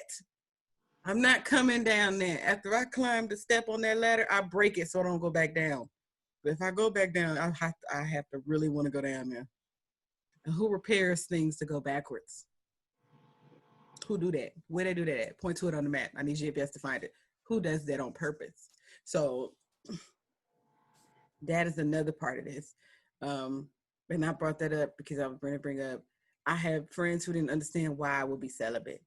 Because it's, you single, you ain't got no kids, you can just, and I don't have no Yep. kids. You know, a surefire way to make sure I don't have no kids is to be celibate. That was the best birth control. Okay. Hey, and I'm not knocking nobody who have kids out of wedlock or whatever. That's just, I never wanted that to be me. Can I please interject right Go now? ahead, go ahead, go ahead, go ahead. I never wanted that to be me. Yeah, we like people But I don't made it, baby understand. mama. Okay, That's let me it. tell you something real quick. Being celibate is not, how would I put it? People who say those type of things are still going based upon trends. Because it's not the hot thing that's banging, Mm-hmm. it looks weird, it looks bad, it's whatever. No. So you mean to tell me, let's just use a person who's 25 years old. You Mm-hmm. mean to tell me a 25 years old who chooses to be celibate, you're the best advice that you could give to them if you were their so and so friend Mm-hmm. to just and not do anything with their life and to just look like you, right? Just popping kids and putting your dreams on hold, and then when you get in ready to leave the earth, your dreams come with you, right? But when I think about the book of Ruth, Ruth was just minding her own business Come in on, the field. Okay, cause she was I stand Ruth. okay. Ruth was just minding her business in the field, and it so happened to be that someone caught her in the field just working and plowing and just doing the very She best was in the path of a good man because she was being obedient. Come on, somebody. she wasn't looking for anything. The guy came to her because Mm-hmm. he that findeth a good woman finds Mm-hmm. a good thing. Yes. He found that good thing for her, for Mm-hmm. him. Sorry. So if if you're supposed to be a quote unquote good friend to your girlfriend, and the best advice that you could give is to let loose, be free. You could do whatever because you ain't got no kids. What examples are you trying to set? Because now you're sending them to look for someone that has no business of being with them. Mm-hmm. And you ain't even send them to look for someone. You send them to look for something. Yeah, Like the whole don't spirit. put that on your friends, people. Don't. Exactly. That's what you wanted to do or what you did. That's cool. That's And you. it, I'm not judging, but I and look, it's not cute at all. Like I ain't tell doing that. you, it's not. Like honestly, a 25-year-old, you have especially during this pandemic, you have Mm-hmm. a perfect opportunity to open a business. You can write poetry or a book, anything that you feel Mm-hmm. in your heart to write. You have a perfect opportunity to collaborate and to partner up with people to set you up for your future. Like we doing right now. Exactly. So, like I said from before, if God only is giving you your room to begin with, as Mm. far as like a living space, and you're complaining to Him saying that this is enough for me to do X, Y, Z, you're not doing anything to set yourself up for the future for what you're trying to really What go you doing after. in that room? Huh? What you doing in that room? You And on just sitting top in of the that, room? You just sitting in the room? I know something in that room could be dusted. exactly. And I'm Something be like, vacuumed. I Did don't you mean make up the bed in the room? I don't mean to deviate too much, but also too, you are the company that you keep. So Mm, if your surroundings is can't be all that. about, not taking care after yourself, not loving yourself properly, or wanting to be a better person, a better version of yourself, Mm, then you need to fact check yourself real quick and fact check the people in your circle and see what's really up. Because even with mm, the plan, it's not the plan. Sometimes it's just the environment. right, right. And some plants, some plants get parasites. Yeah, that Some they. some relationships in your life you think they symbiotic. If symbiotic means they feed each other. Some of the stuff is parasitic. They just hanging on. They just there, getting whatever they can off of you and from you. And I don't do them type of friendships no more. Um, I don't do that. Mm-mm. We're not doing that. And some of us I wrote down when you said fact check yourself. Yes, yes. And it's even at 33 years old, I learned every other day or for the past since I call it a journey to healing because healing is a slow process. Mm-hmm. Um, Only because once you find the root to one thing, it Mm-hmm. might be it's like an octopus. It's eight other arms attached to this one thing. So Yeah. once you get to the root of the thing, you still got to deal with all these other branches. Mm-hmm. When it comes to friends, I'm still learning at 3 years old that a lot of people, just like with the word love, like I'm like, even though me and this person love each other, I don't say it all the time. I don't just, I don't, I do love. I don't say it that often because to me it's more important. And like you were saying, I I become friendship. I don't just be like this person my friend anymore. That's my sis. Nah, you cool. Yeah, you know. If I call you my friend, to me that means something. And I tell people all the time, don't expect you out of another person, but I do expect. I tell people once I tell you, because I give disclaimers a lot in relationships. I feel like I do that a lot more as I've got older, just because right off the bat, I don't want any misunderstandings. And I say it in every video because I don't like confrontation personally. Mm. However, Bishop Toby said, try Jesus, not me. I don't like confrontation, but I am fully equipped. Mm. I'm fully equipped, prepared, and adequately trained to handle any sort of confrontation. I just don't like to do it because I feel like it should be handled before there even is a confrontation.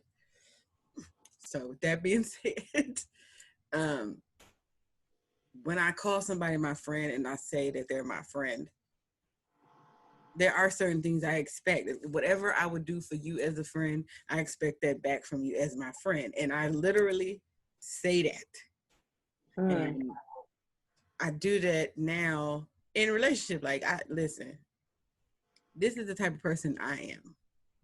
I'm not going to do XYZ if you're not going to do XYZ. Because Mm. whatever I'm asking for out of a person, this is something I got from my celibacy journey, is it was a lot of stuff.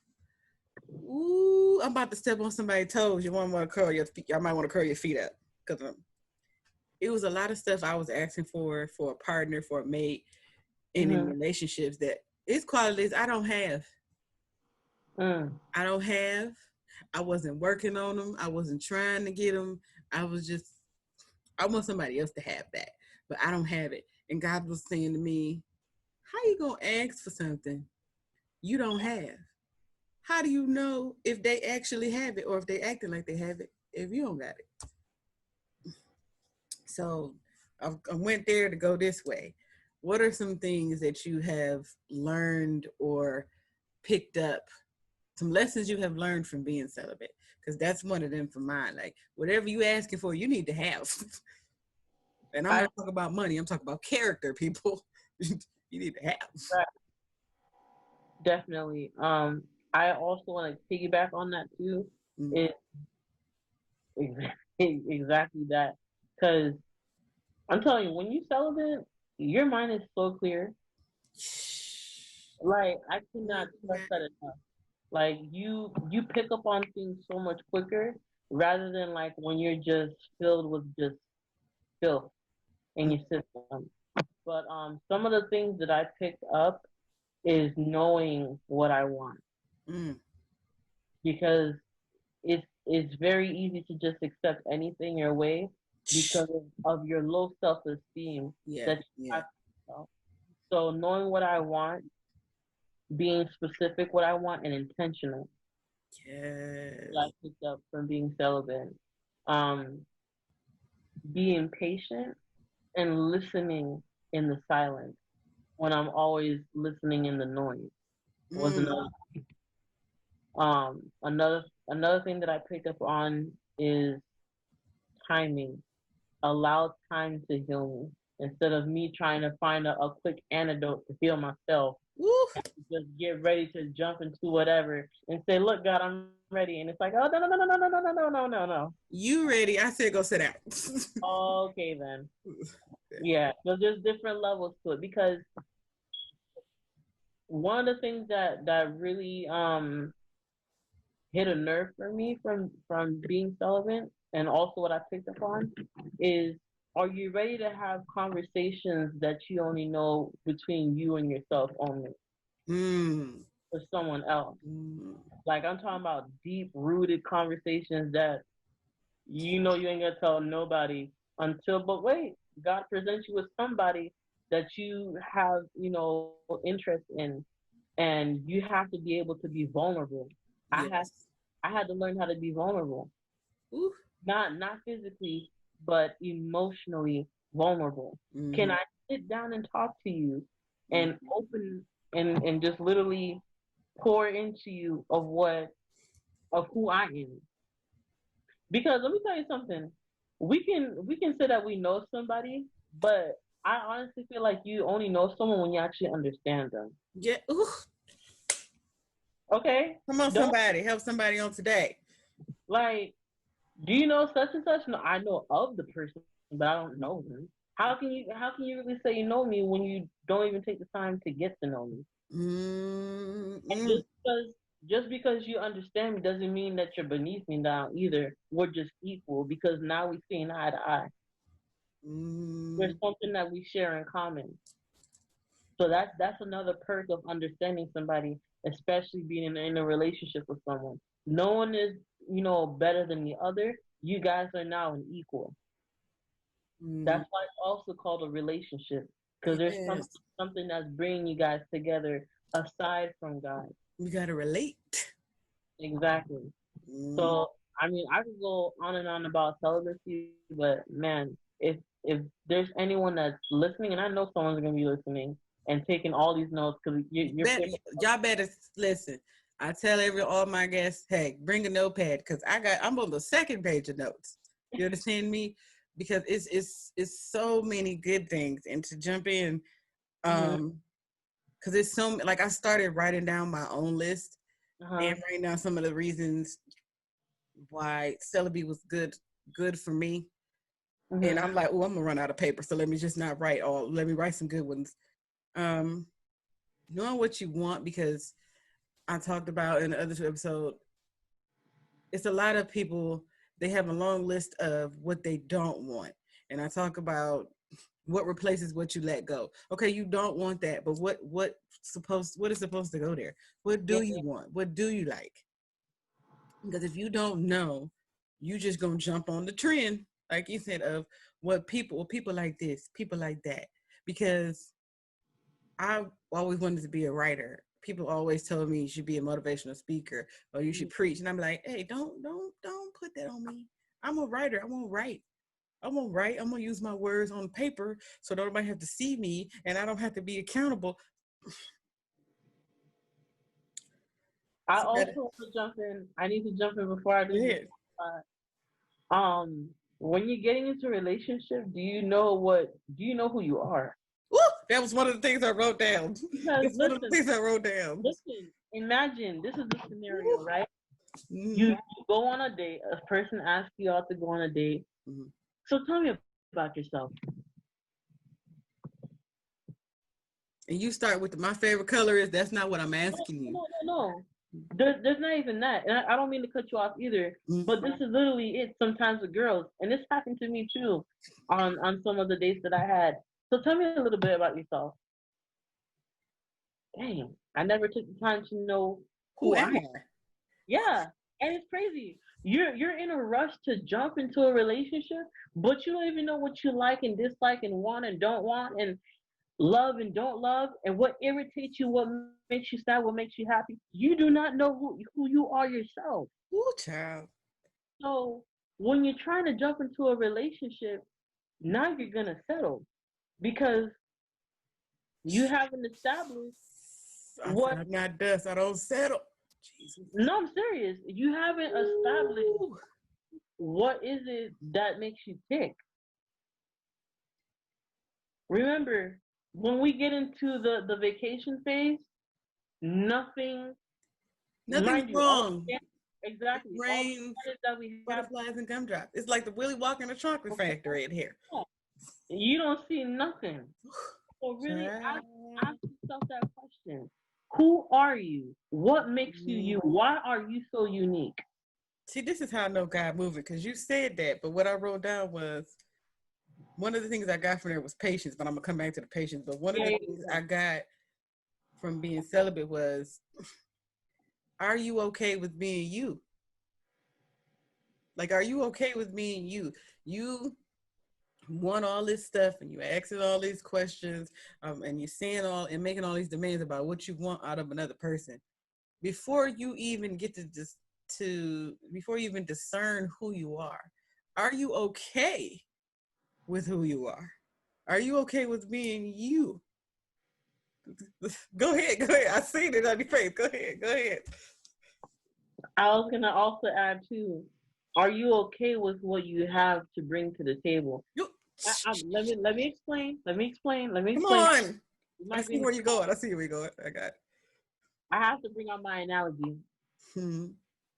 Imagine you're at the baggage claim after you got out of the airport or off the plane, right? Hmm. And it's you and maybe four other people waiting on their luggage to be brought out through the machine, right? Hmm. Now, when you have your luggage with you and you're getting ready to go home, are you ready to allow someone in your life who you find important to help you unpack your bag? Gee, And I'm not talking about the material thing. I got it. I got to. I had to get the quick feet. Y'all know nothing about the praise dance real quick. I just I'm done. just, woo, Jesus. I'm look. I'm so serious. You don't understand how that just shot through me. Do you hear me? Just Take your time. Take your time. I'm serious. mm, mm, Let's. mm. I'm not gonna take up all your time, but let me just say this: Woo! Are you Mhm. are you willing to allow the person who you know in your heart and feel in your heart that you could spend the rest of your life with to help you unpack?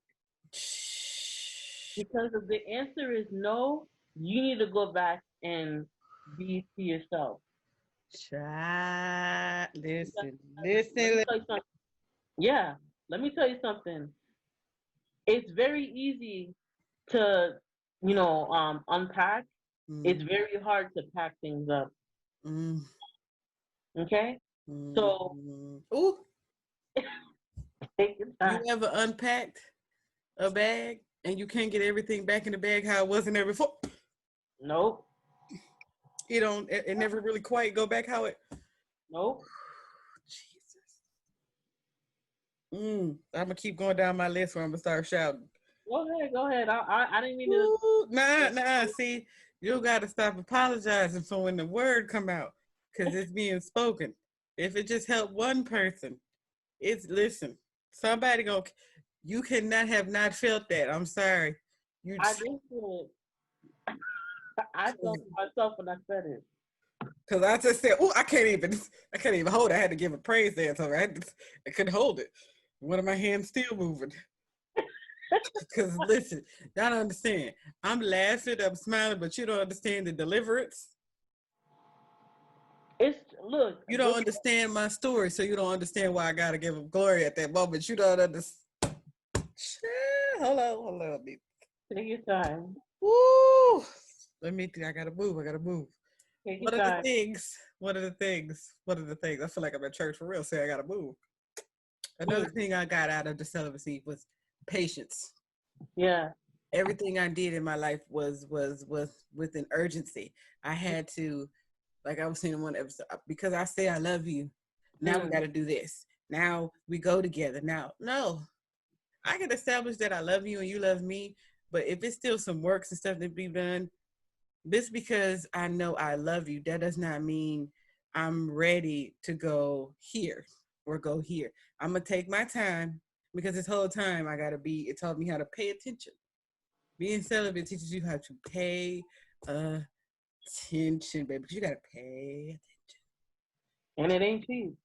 attention. It's another thing was I wrote down was how to be meek because in my mind, meek meant weak, and I had my whole life of trying to be strong in this moment, trying to be strong in that moment, trying to be, but meek.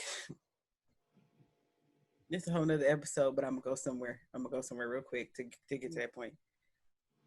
I used to tell men all the time because I have a lot of men on friends list, and I would make comments and say things and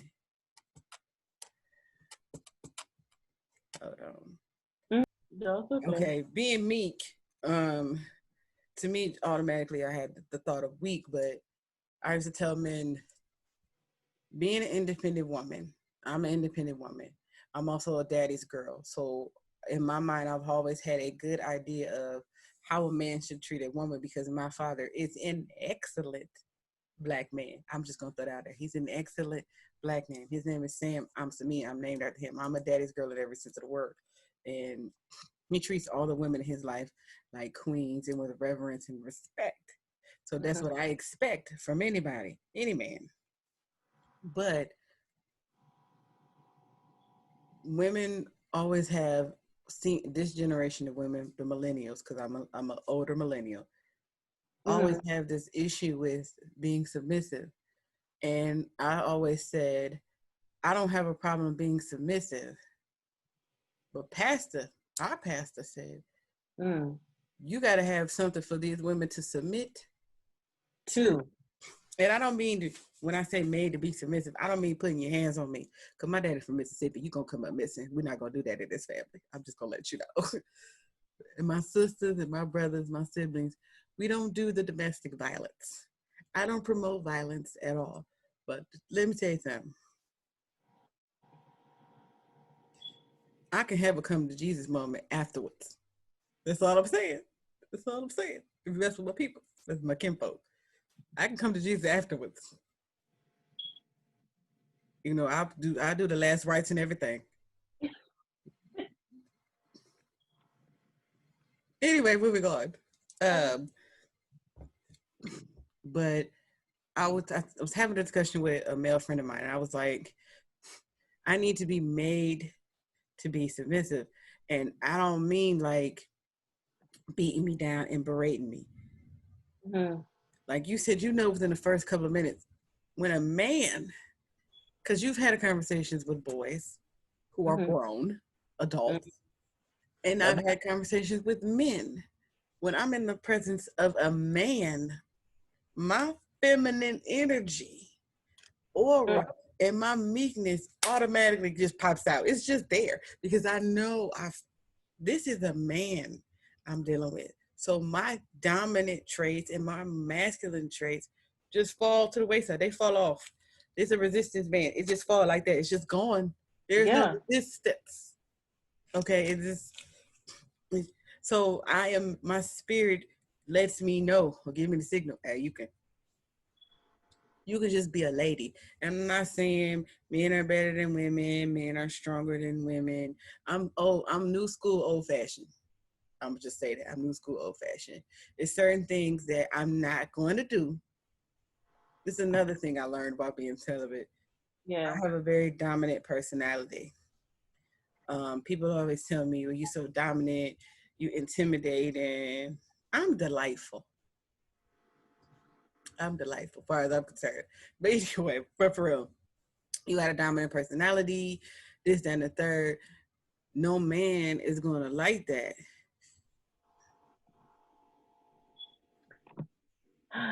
Boys ain't gonna like that. A man, isn't a man is not gonna make me change who I am. But it's certain roles I step out of because it's a man there now. I don't need to do that. And let me tell y'all right now, I don't need a man. I wanted one. And then I didn't even want that one when he came. Cause I'm just like, where you come from? Who sent you? You got the people's looking for me. Like, where you come from? So go ahead. Cause go ahead. Lord, why you gotta make me go here? Cause I didn't want, I was trying not to go there, but I'm gonna ask you a question, but it's also a word. okay. Mm-hmm, Ready mm-hmm. for this? You Yeah. might you might run against you. I might really would. You might run. You might do a praise break. Hold on, let me take my shoes off and scoot my chair back. Oh my god. Okay.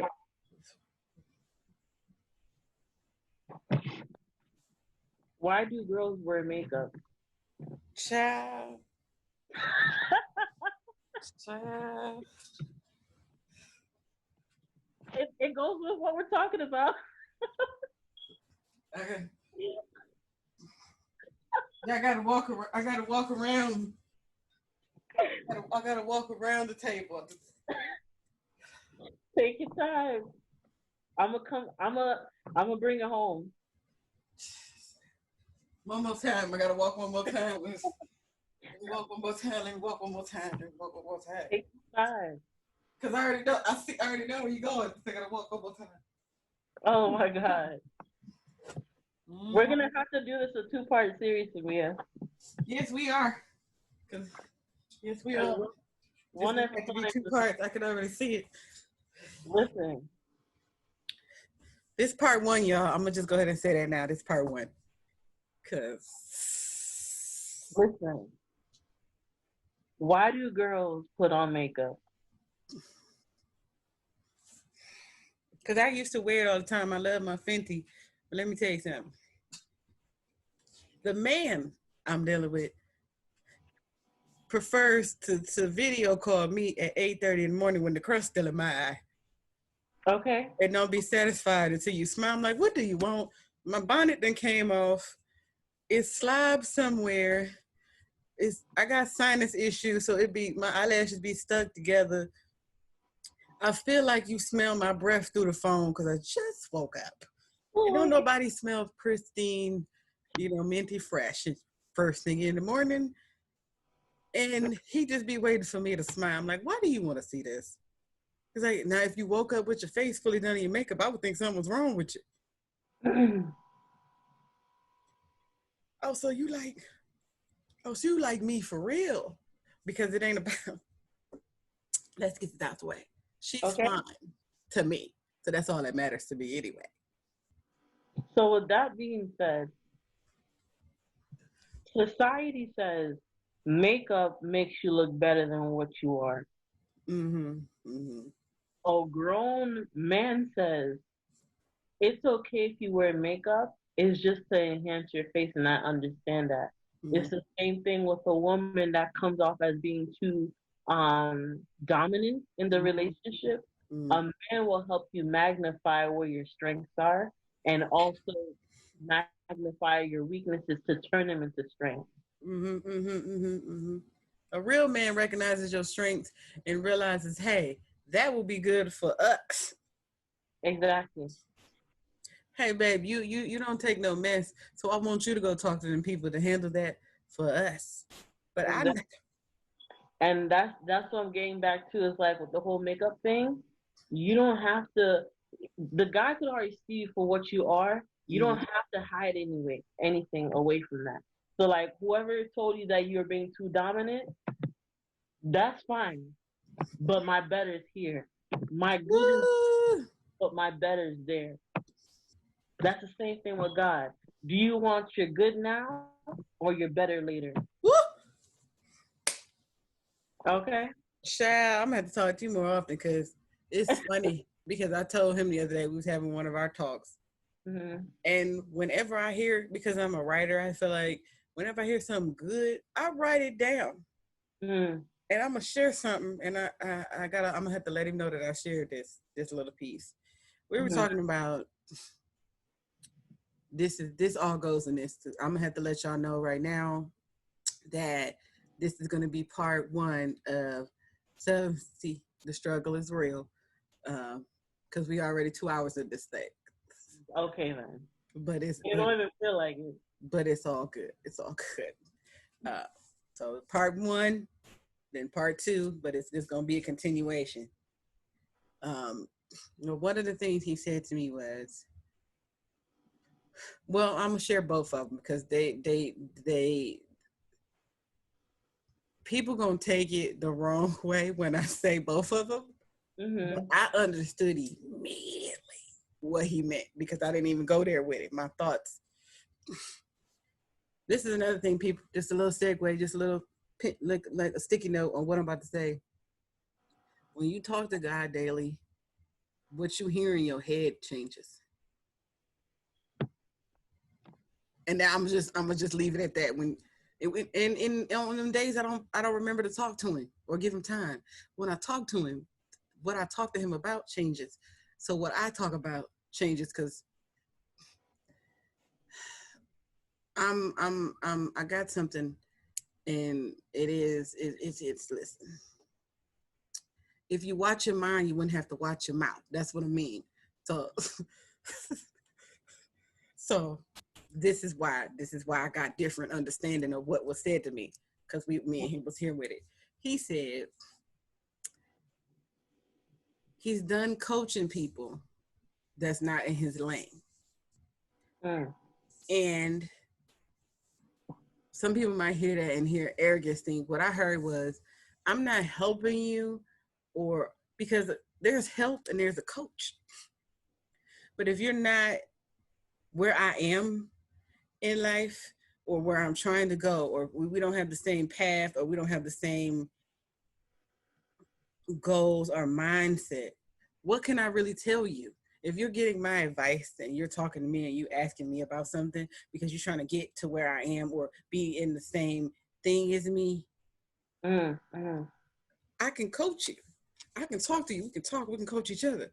But if you're not where I am spiritually, mentally, emotionally, or at least trying to get there, what can I help you with? You don't even want to help you. So what can I help you with? And to make sure that's what he meant, I said all that. Like, is this what you mean? He was like, yes, okay, cool. The other thing was, this is in reference to relationships. Mm. I might run again.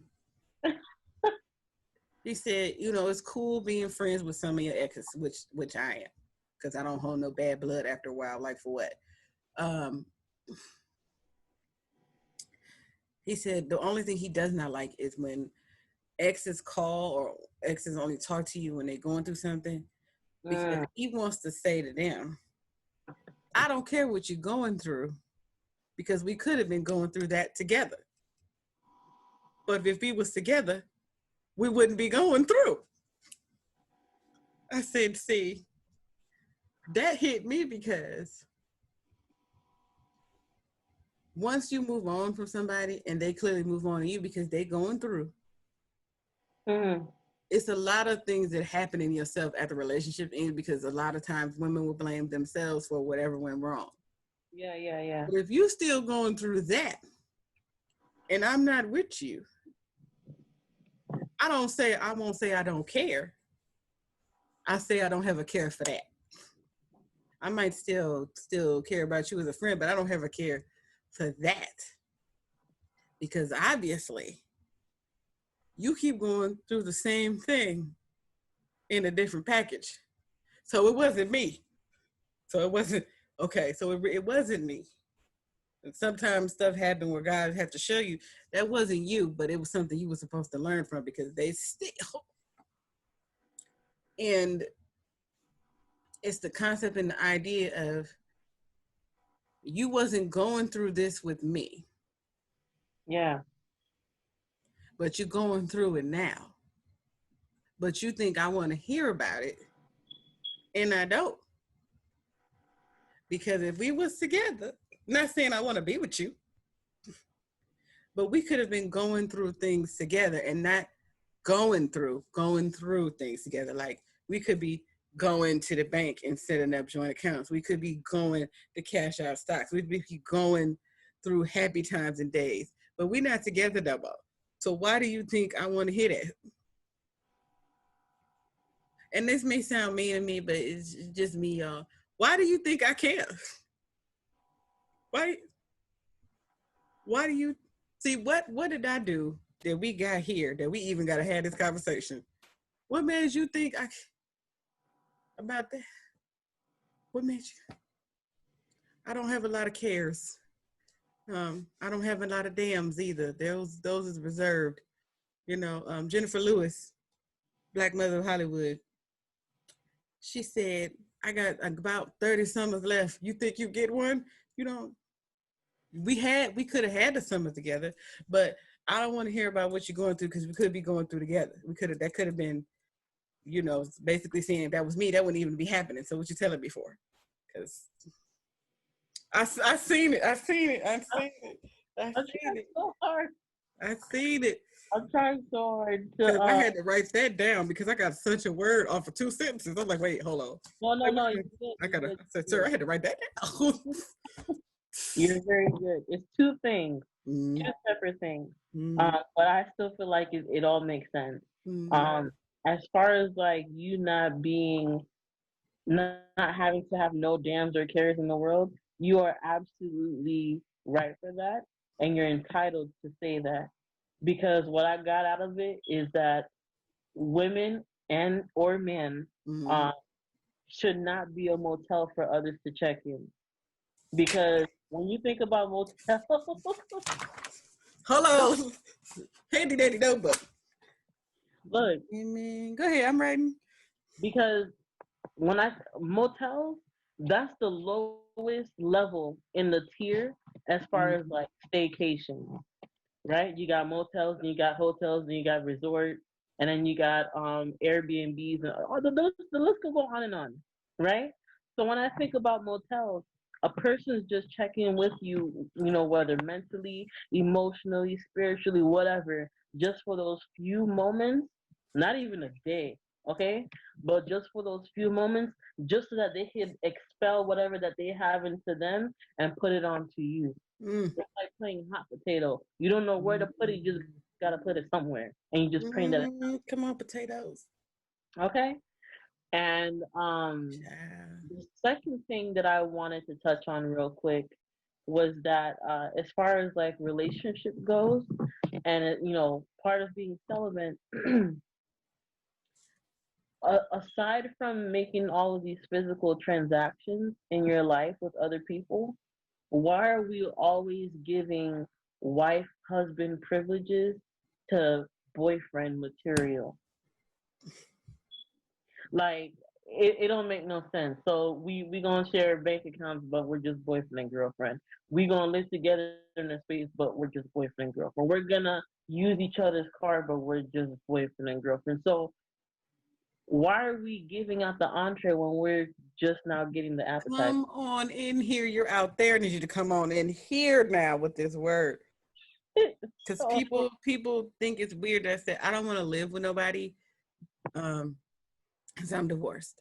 I don't want to live with nobody again until I'm married.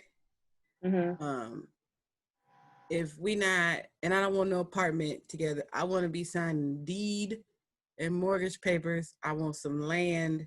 This is where I'm going with this, and I'm gonna throw.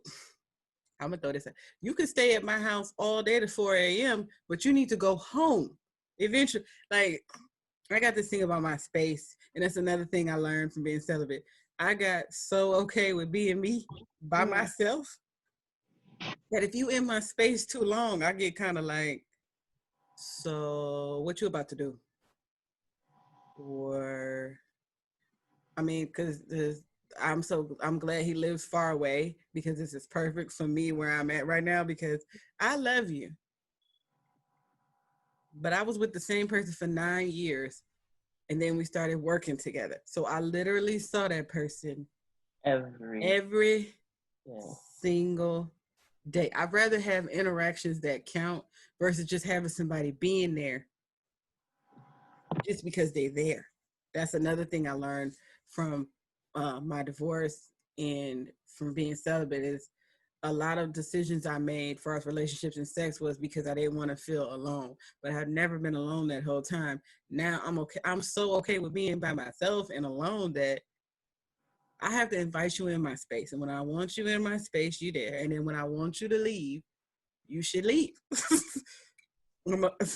Because I'm one of those people, you know, I'm the middle child of five. I have a very big family. We're close. There's always lots of people everywhere all the time. So I get in my moments where I said this before, I take a mental health day. I don't talk to nobody. I don't do nothing. I don't come in my room.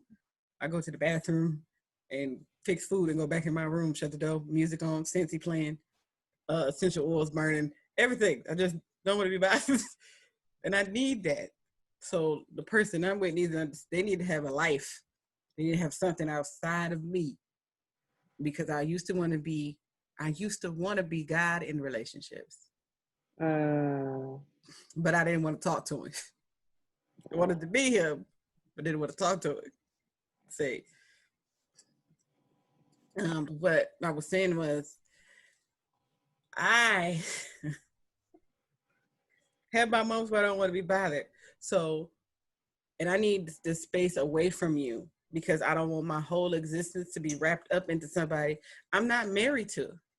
I'm gonna go real radical off that. I don't want to be considered anybody's girlfriend because in my mind I'm too old to be somebody's girlfriend. I'm a grown woman. So to use the word girl to describe me, I don't like. And I could take that all the way back to ancestry, where being called boy and girl in the slavery times. I just don't, something right that never set right with me. I want to be best friends.